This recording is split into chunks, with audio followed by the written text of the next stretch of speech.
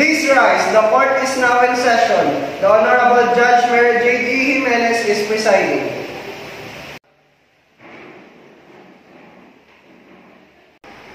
Let us pray. Almighty God, who stand in your holy presence as our supreme judge, we humbly beseech you to bless and inspire us so that we can think, say, and do will be accordance with your will. Enlighten our minds, strengthen our spirits, and fill our hearts with fraternal love, wisdom, and understanding, so that we can become effective channels of truth, justice, and peace. In our proceeding today, guide us in the path of righteousness for the fulfillment of your greater glory. Amen. Please be seated. Please call the case. Civil case number 1234, People of the Philippines versus Rose P. Garcia for violation of Section 2A of BP 33, Illegal Trading of Petroleum Products. Appearances. Your Honor, Prosecutor Tita Ivancy Madrid for the government. Your Honor, Attorney Arvin S. Kakilala for the defense. This is for the presentation of evidence for the prosecution. Fiscal, are you ready? Your Honor, we are ready. We are set to present the first witness of the private complainant. Call the witness to the witness stand, swear herein, and then testify.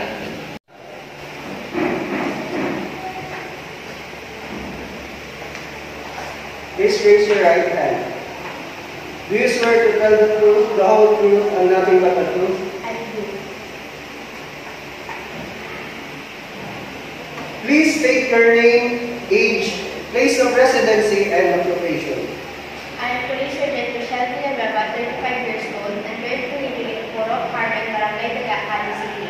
I am a police officer assigned to Cali City Police Station. Officer Villanueva, do you require an interpreter to translate for you? No, Your Honor. I can manage to speak and understand English. Very well. If any at that point you have difficulty understanding a question, please do not hesitate to inform the court. An interpreter will assist. Yes, Your Honor. Thank you. What is your offer, Fiscal? Your Honor, the testimony of the witness is being offered to prove that she is the private complainant of the case, and she will prove the allegations and the information, and she will testify on other matters relevant to the case. What is your counter objection, counsel? Your Honor, we reserve our comment or objection subject for cross-examination. Your witness, Fiscal. Thank you, Your Honor. With the kind permission of the Honorable Court, Sergeant Villanueva, what did you discover on March 2, 2025? We conducted an inspection in Crossing Cadiz, Barangay Daga, Cali City. And what did you witness upon arriving at the location? We saw Mrs. Rose Garcia actively repackaging diesel from a 20-liter container into smaller, unmarked bottles. Many tricycle drivers were lined up and seemed to be waiting to buy from her. What did you do? We approached Mrs. Garcia and confiscated her materials. We tried to get her license or permit for selling petroleum products, but she had none. Can you describe the items you confiscated? One 500-liter diesel container that was partially full, 10 pieces of 1-liter unmarked bottles containing diesel, and one metal funnel and approximately 800 pesos cash believed to be her earnings from illegal sales. And what happened to Miss Garcia after you confiscated her items? We arrested Mrs. Garcia and brought her to the station for filing of charges. We informed her of her rights. So, did you make any report regarding the incident? Yes, I made a police incident report after the operation. If ever it is shown to you, would you be able to recognize it? Yes. Your Honor, we have here the police incident report for identification purposes as Exhibit A. May we approach the witness? Proceed. Officer Villanueva, please examine Exhibit A. Can you tell the court what is this, if you know? The police incident report I've made containing the information regarding the repacking of diesel fuel into unmarked containers in Crossing Cadiz, Barangay Daga, Cali City, owned by Mrs. Garcia. Your Honor, we request that this document identified by the witness be marked as Exhibit A for the prosecution. Mark it.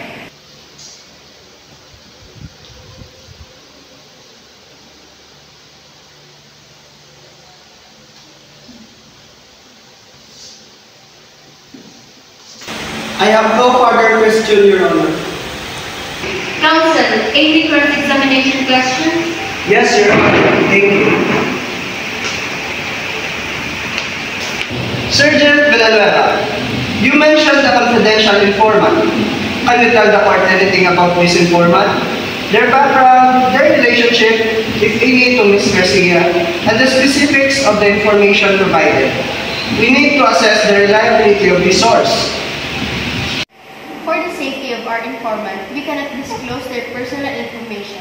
Our informant provided information that a woman was illegally selling diesel at the location we went to. We have no information regarding their relationship with Mrs. Garcia. Sergeant, you stated that Ms. Garcia had no license or permit. Did you ask her about any documentation proving legitimate acquisition of the diesel fuel? Perhaps she purchased it wholesale and simply lacked the proper paperwork for retail sale. Yes, we asked her about documents, but she said she had no documents proving the legal purchase of diesel. You mentioned several tricycle drivers waiting. Were these individuals interviewed? Did any of them corroborate the accusation against Ms. Garcia? We did not interview the tricycle drivers at the scene. Our main objective was the arrest of Mrs. Garcia and the gathering of evidence. One final question, Sergeant. The Almar containers, were they empty before Ms. Garcia filled them? Or did she already have diesel in them when you arrived? The containers were empty before we encountered Mrs. Garcia. We saw her filling them with diesel. I have no further questions, Your Honor.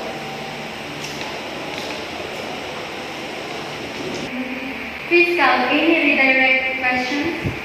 Yes, thank you, Your Honor.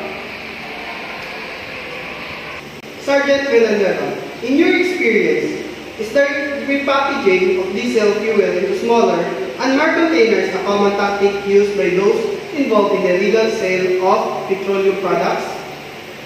Yes, it is common. They do this to conceal the origin of diesel and to make it easier to sell in similar quantities. No further questions, Your Honor. Thank you, Fiscal. Any cross-examination questions? Yes, Your Honor. Thank you.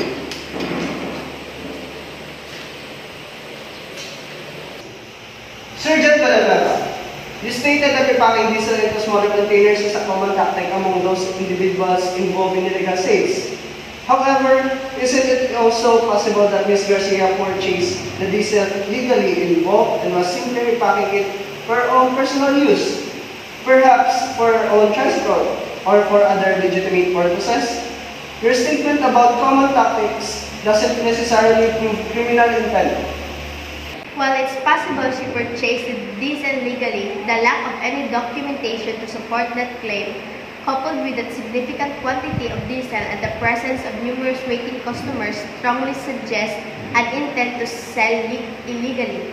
The repackaging into smaller unmarked containers is a clear indicator of an attempt to avoid detection and taxation. But Sergeant, the absence of documentation doesn't automatically equal guilt, meaning individuals, particularly in rural areas, may not maintain meticulous records of every purchase. Isn't it possible that she simply didn't think to keep receipts for a large fuel purchase? The quantity of diesel could reasonably be explained by a large family's needs, or perhaps a small business requiring fuel. We haven't established that the customers were buying illegally.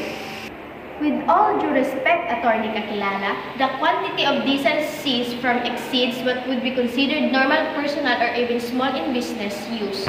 The presence of multiple customers waiting to purchase fuel further supports the conclusion that she was engaged in the illegal sale of petroleum products. So, you're saying that the mere act of repacking without any other evidence is sufficient to prove intent to sell illegally? No, sir. The repackaging combined with the lack of documentation, the quantity of fuel, and the presence of numerous customers waiting to purchase, all taken together, strongly suggest illegal activity. I have no further questions, Your Honor. Thank you. Please, Cal, any redirect questions? No further questions, Your Honor. Thank you. Thank you, Sergeant Villanueva. You may step down.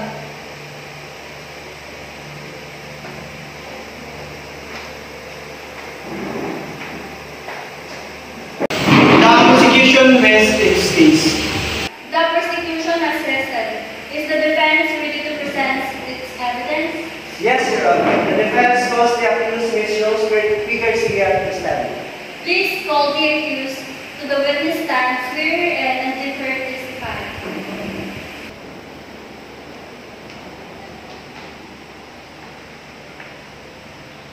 Please raise your right hand.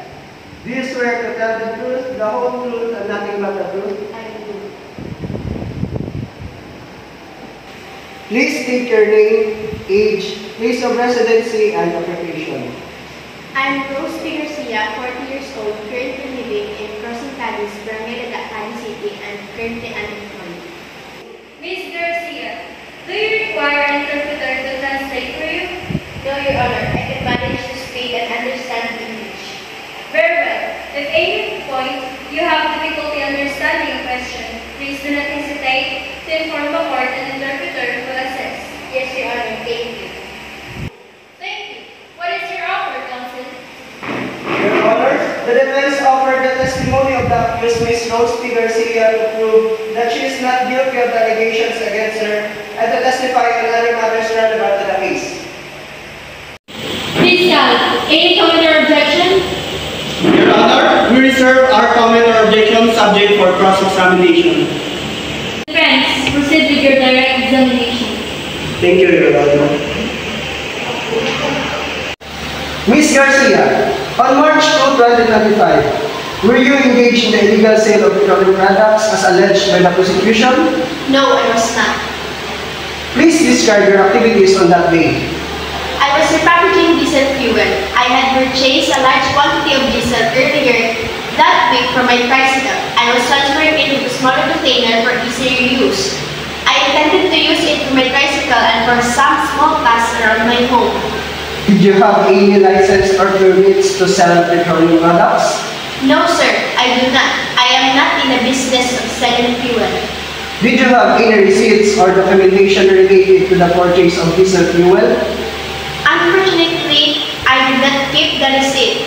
I usually don't keep receipts for fuel purchases. Oh.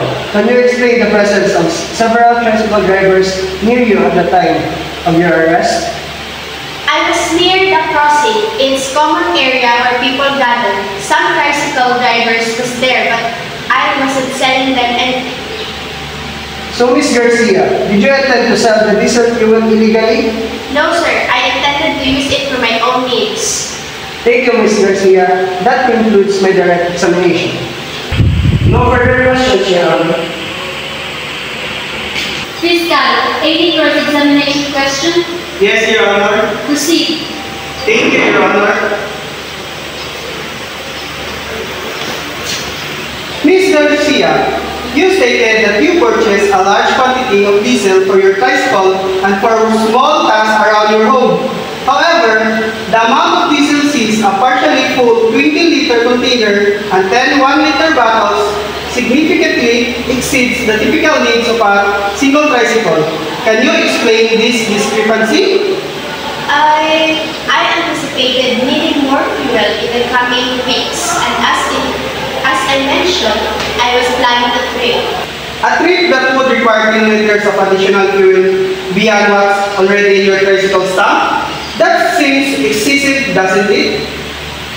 I also use some for small tasks around the house, like using a small pump to water my plants. You mentioned that you don't typically keep receipts for fuel purchases. Is that because you frequently purchase fuel in bulk, as you did on this occasion? No, sir. I sometimes buy smaller amounts. I just for you to buy this much fuel at once. No, sir, it is not.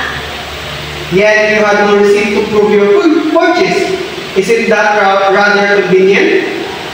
I understand your concern, but I still maintain that I purchased the fuel legally. You stated that the 800 found on you was from the sale of your produce. Can you provide specific about the sale, the buyer, the date, the quantity of produce sold, and price received? I don't recall the exact details. I was just a regular sale at the market. So, you can provide any evidence to support your claim. Isn't it rather unusual to carry that much cash on your person? Especially given the volume of diesel you have in your possession? I usually keep my money with me. I felt safer that way. And you were near a gathering of tricycle drivers, all seemingly waiting for something. You claim you were selling the fuel, yet the evidence suggests otherwise. The repackaging diesel into smaller containers is a common tactic used to evade detection. It is not? I was just repacking it for my own use. Ms. Garcia, the evidence presented strongly suggests that you were engaged in the illegal sale of petroleum products. Your explanation lacked concrete evidence and appeared to be inconsistent with the facts. Do you have anything else to add? No, sir. I maintain my innocence. No further questions, Your Honor.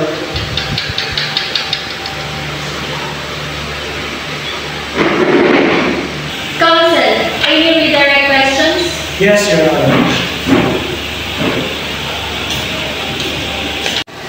Ms. Garcia, the prosecutor questions the quantity of diesel you purchased. You mentioned anticipating a price increase. Are fuel price fluctuations common in your area? Yes, sir. They are. Prices can change significantly from week to week. And you mentioned needing fuel for a trip.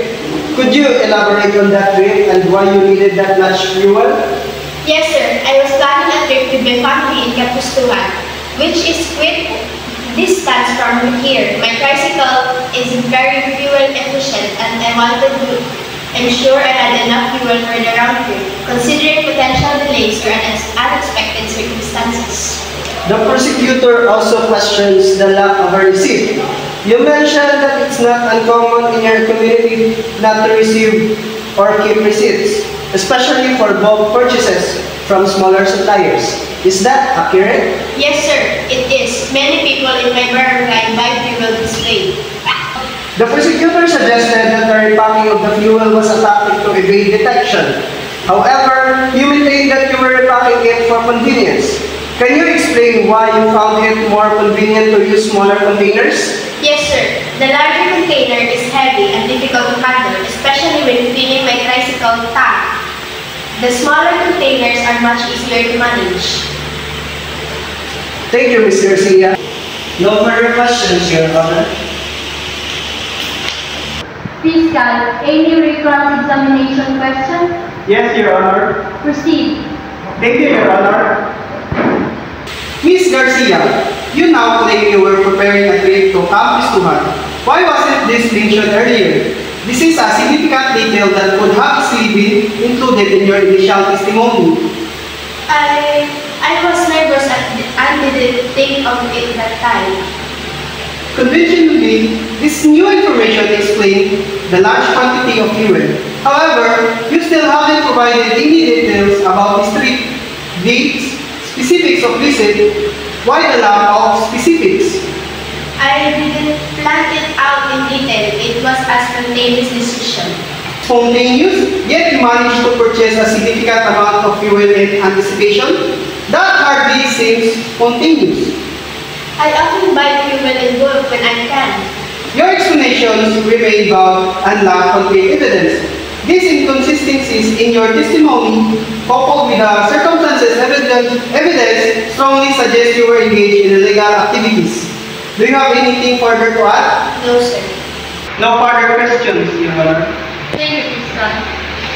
Defense Counsel, any redirect examination question? Yes, Your Honor. Proceed. Thank you, Your Honor. Ms. Garcia, the prosecutor questions questions the timing of your mentioning the trip to Camp Cristobal. You stated you were nervous during your initial testimony. Is it unusual for you to be nervous in a courtroom setting? Yes, sir, it is. I have never been in this situation before.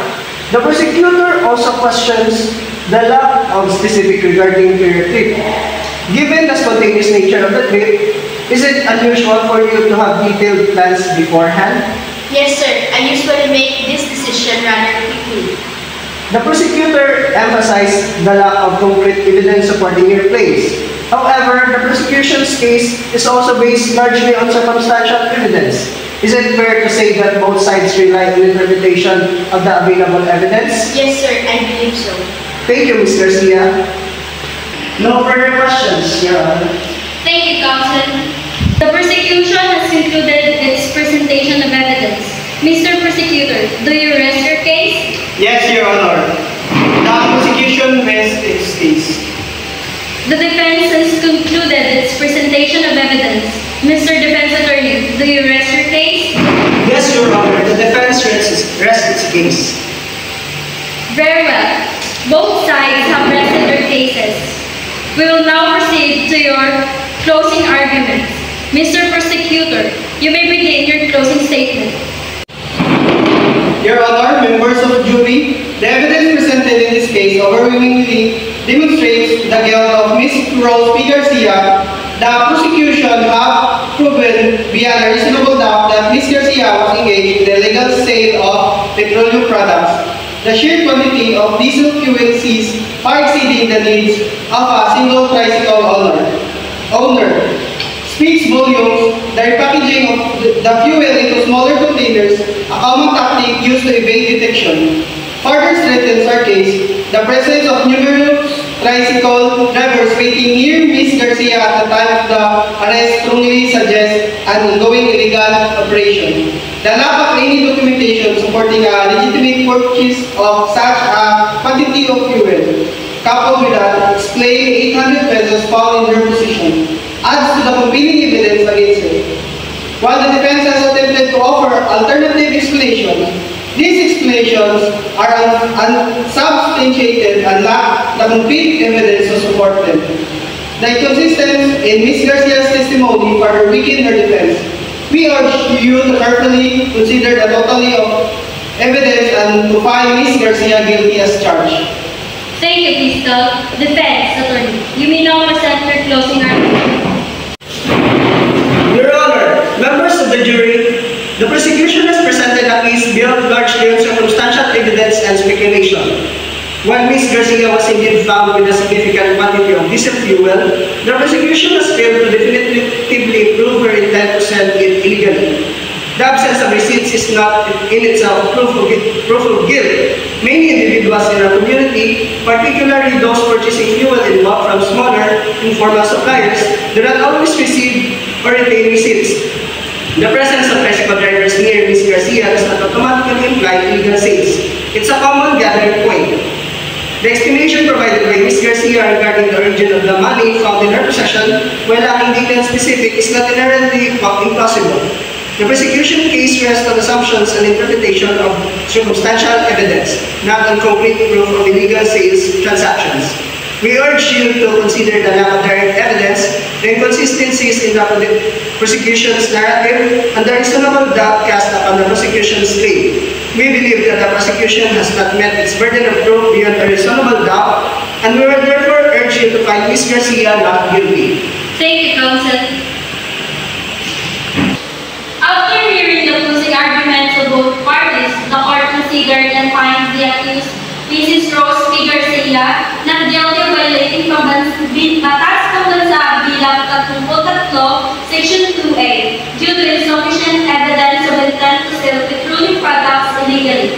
While the prosecution presented circumstantial evidence, a large quantity of repackaged diesel, potentially buyer-present, and lack of permits, this evidence, even considered cumulatively, fails to establish beyond a reasonable doubt Mrs. Garcia, mens rea or guilty mind. The absence of direct evidence of sales transactions, corroborating witness testimony, and the plausible alternative explanation of personal use supported by the